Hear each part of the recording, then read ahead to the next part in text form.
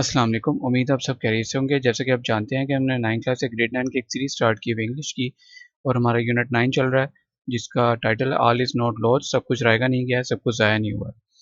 और हम आपको बता दें कि हमने टाइम स्टैम्प सेट कर दिए वीडियो के डिस्क्रिप्शन में, वीडियो के कमेंट सेक्शन में, वीडियो के बॉटम में शो हो रहे होंगे, आप डायरेक्टली जंप कर सकते हैं, ठीक है।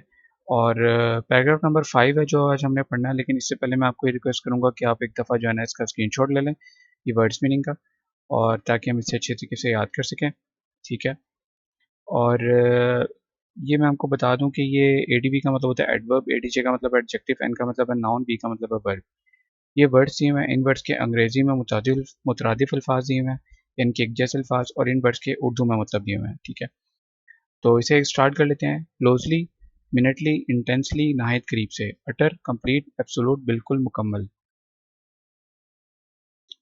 ठीक है। मुकम्मल। अच्छा, ऊपर जो है ना पैराग्राफ में जब हम उर्दू करेंगे तो आप देखिएगा इसका मतलब अटर का मतलब इंतहाई का लफ्ज़ यूज़ हुआ है। आप देखेंगे कि कैसे यूज़ हुआ है। लेकिन इसका वैसे मीनिंग यही है, बिल्कुल मुकम्मल, सरप्राइज़, लेकिन कॉन्टेक्स्ट के हिसाब से चेंज हो सकता है, आप भी बेहतर जानते हैं। सरप्राइज़, अमेज़मेंट, वंडर, हैरत, रिमार्क, कमेंट, स्टेटमेंट, ऑब्जर्वेशन, तबसरा करना, कॉमा, कमेंट, ठीक है। मैंने क्या कमेंट पढ़ा है कि मैंने क्या पढ़ दिया? कमेंट, स्टेटमेंट, ऑब्जर्वेशन, तबसरा करना, ऑर्डर, कमांड, इंस्ट्रक्शन, हुक्म, शिफ्ट, मूव, चेंज, तब्दील करना, बदलना, रुख मोड़ना, होपलेस, यूजलेस, वेन, मायूस कुन, spare, free up, make available, फारिग करना, इजाफी, फालतू, शॉक्ड, स्टंट, हॉरिफाइड, हैरान परेशान होना, request, ask for, appeal for, दरख्वास्त करना, risk, in danger, put in trouble, खतरा मोल लेना, करियर, करियर, ऑक्यूपेशन, एम्प्लॉयमेंट, पेशा, मुलाजमत, मुलाजमत भी कह सकते हैं, somehow, bye some means, in some way, किसी ना किसी तरह, किसी तरीके से, ठीक है जी। अब हम पढ़ते हैं इसका fifth paragraph. I went to the senior nurse, मैं सीनियर मैं सीनियर नर्स के पास गई, and told her that I wanted to help this patient, और इसे बताया कि मैं इस मरीज़ा की मदद करना चाहती हूँ, and work with her more closely, और इसके साथ ज़्यादा करीब होकर काम करना चाहती हूँ। The senior nurse looked at me with utter surprise, आ गया अटर, ठीक है। अब देखेंगे इसकी ट्रांसलेशन कैसे होती है। सीनियर नर्स ने मुझे इंतहाई हैरत से देखा, देखा यहाँ पे लफ्ज़ मुकम्मल हैरत अब यहाँ पे लिखे हैं तो सही नहीं आएगा ना, कॉन्टेक्स्ट के हिसाब से उर्दू में क्या मतलब मीनिंग निकल रहा है, मुकम्मल हैरत से देखा। तो यहाँ पे जो एक्चुअल सही वर्ड फिट हो रहा है यहाँ पे इंतहाई हैरत से देखा, ठीक है। तो आप जिस तरह अंग्रेजी में इंग्लिश में आप चेंज कर सकते हैं सिनोनिम के हिसाब से, इस तरह उर्दू में भी चेंज हो जाता है, ठीक है। खूबसूरत जुमले को बनाने के लिए, मायने खेज बनाने के लिए, ठीक है। सीनियर नर्स ने मुझे इंतहाई हैरत से देखा, and remarked that she had orders from the doctor in charge to shift her to the general ward, ठीक है। और कहा कि इसे जन इंचार्ज डॉक्टर की तरफ से अहकामात मिले हैं कि इसे जनरल वार्ड मुंतकिल कर दिया जाए।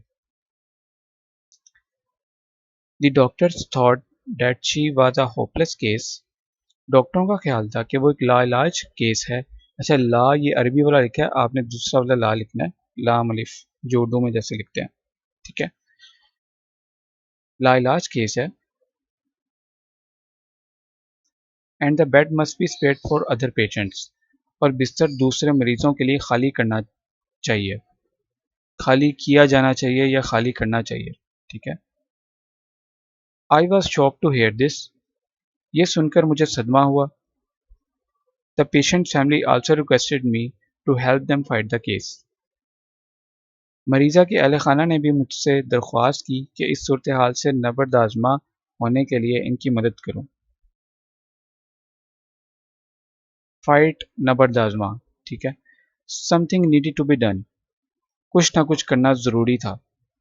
आई could not leave my patient fighting a lost battle on her own, मैं अपनी मरीज़ा को खुद लड़ने के लिए तनहा नहीं छोड़ सकती थी। I made my mind to risk my career, ठीक है। मैंने फैसला कर लिया कि मैं अपनी मुलाजमत दांव पर लगा दूंगी, एंड हेल्प द पेशेंट, और इस मरीज़ा की मदद करूँगी। अच्छा, इस मरीज़ा इसको छोड़ दें, इसकी इंग्लिश नहीं है, और मरीज़ा की मदद करूँगी, ठीक है? ठीक है, ये आपने इस तरह से आपने ट्रांसलेशन करनी है, और मरीज़ा की मदद करूँगी एंड हेल्प द पेशेंट, मरीज़ा की मदद करूँगी, ठीक है? I requested the senior doctors to allow me attend this young helpless patient. मैंने सीनियर डॉक्टरों से दरख्वास्त की कि मुझे इस नौजवान बेबस मरीज़ा की देखभाल करने की इजाज़त दे दें। Somehow I was able to make the patient stay in the ICU. किसी ना किसी तरह मैं मरीज़ा को आईसीयू में रखने में कामयाब हो गई। ये उसका पैशन दिखाया जा रहा है उस नर्स का कि वो किस कदर लगाव रखती है अपने पेशे से, अपने मुलाजमत से, अपने, ठीक है, अपने काम से उसको कितना लगाव है, ये वो दिखाया जा रहा है। लेकिन आजकल भी इस तरह है बहरहाल, लेकिन बहुत शाज़ व नादिर इस तरह देखने को मिलता है। बहरहाल आपका, अच्छा सॉरी ये भी रह गया था, एक क्वेश्चन है कि identify the kinds of noun in the text, ठीक है, ये क्वेश्चन है। तो इसका मतलब है कि जो जो इस पैराग्राफ में जो नाउन है, नाउन की जो इकसाम है वो आपने बतानी है। तो प्रॉपर नाउन जो है ना, आईसीयू, आईसीयू के जो वर्ड है ये प्रॉपर नाउन है। कॉमन नाउन क्या है? Nurse, patient, doctor, ward, bed, case, family, battle, career, my, career नहीं पढ़ना, करियर, ठीक है, career, career, mind, order, surprise. Abstract noun helps, shock, risk, collective noun family, doctors. ठीक है जी, ये हैं नाउन्स फ्रॉम द टेक्स्ट, और ये काइंड ऑफ नाउन क्या क्या है, ठीक है। तो ये हो गया आपका। मैं यहाँ पे क्वेश्चन आपको बेशक लिख देता हूँ। Identify the kind of noun in the text. अच्छा जी, ये क्या कहते हैं, क्वेश्चन था इस पैराग्राफ के साथ लिखा हुआ है। Identify the kinds of noun use in the text. मतन में इस्तेमाल होने वाले इसम की इकसाम की शनाख्त करें। तो ये मैंने आपको बता दिया, ठीक है, यहाँ तक। अब हम चलते हैं होमवर्क की तरफ। क्या ये मैंने आपको बता दिया था? कहीं ये हमारा मीनिंग गया रहा तो नहीं गया था?